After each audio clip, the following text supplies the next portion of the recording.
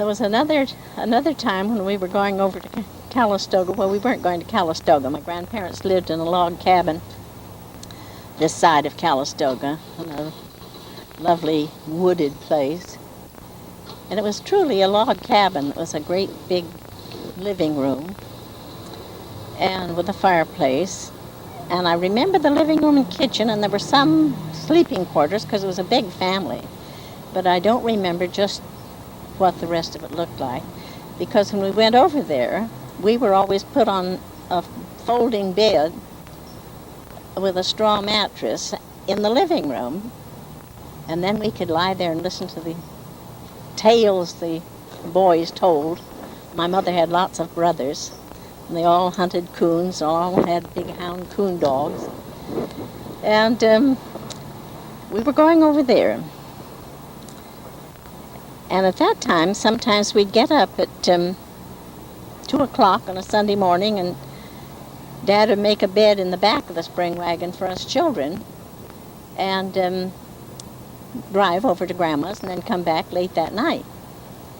And this time we were doing that, and it was a winter day, cold and rainy.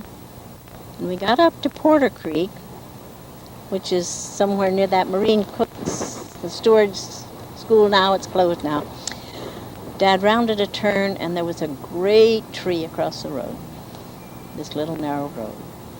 So he stopped the horses with a big snort and a gallop and got out, unhitched the horses, and Mother had a little baby in her arms at that time, my second brother, so there were 4 of us. And Dad tied the buckskin horse, who was the fractious one, to a tree. He led it as far away from Mother because that horse hated women. No woman could get near him. And he got on Kaiser, jumped the tree or got around it somehow, and galloped off to get my uncles. They must have been about 6 miles away from where we stopped by the tree. And I remember how we cried. We were afraid. We were in this wooded place. Dead at night. Dad did pull some pickets off an old ramshackle fence and build a fire. Told Mother to stay away from Buck. And I remember Mother giving us all a little nip out of the baby's bottles to quiet us. And pretty soon here came Uncle Ed and Uncle Dan and Dad back on horses. They all had horses, of course, with saws and axes. And they chopped that tree up, chopped it so they could get it apart and we could proceed. That was a great event in the family for a long time. You can imagine the talk that went on among those uncles and Dad and all of them about this tree that fell across the road. So those were some of my early childhood memories. What was your favorite thing in school? What did you like to study the best? I didn't like anything very well. Poetry. I did. I loved my poetry.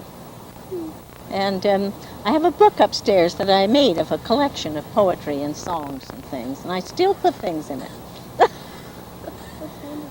But my sister was an artist, a real artist, did beautiful paintings, and she wrote pretty well, too, my older sister. But I didn't have any talents. I guess I was pretty good at the housework and gardening and that sort of thing. But I always said after I married I had one talent, and that was having children. And of late years, of course, it's been my gardening, which I love. Well, were you a good student? No, I wasn't a good student. I don't believe I was a good student, although I did finish school in 7.5 years, the 8 grades, because in those days you had to take a county examination after the 8th grade. You took an examination that was given by the County Board of Education in order to graduate from grammar school and go on to high school. And I had an excellent teacher at that time, a perfectly wonderful older woman who had gone back to normal school with her 2 daughters and gotten her teacher's degree. And she was Mrs. Du Bois, Albertine Du Bois. And I guess she was such a good teacher that I did excel in the 7th and 8th grade, and I did each of those grades in 6 months instead of a year. So I was only in school 7 years, I guess. Which was the best of the brothers and sisters in school? Well, I think my sister Frances, who died a year and a half ago.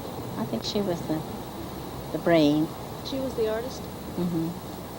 Which one had the most trouble? My youngest brother. He didn't like it at all? No, he didn't. He didn't like school. I think my third brother, Fred, did very well in school. He and his wife were killed in an automobile accident and left 2 orphans in 1945. And he was the favorite person in the family. Everybody liked Fred. He was born in 1908. And my brother Mervyn died of a cerebral hemorrhage in Scotia, near Eureka. He was hit in the head by a lumber boom. He was working for the Pacific Lumber Company, and he was a foreman or something. And he was hit in the head by a lumber boom, and a week later, he made nothing of it. He just got up when it knocked him down. A week later, his landlady found him on the floor of the bathroom, in his pajamas and soaking wet. And he lived for a week after that. The autopsy showed it was cerebral hemorrhage, but we never could prove that it was. We didn't even try to prove that it was caused by the boom. He was single at the time, had no children, and so we had a few tragedies.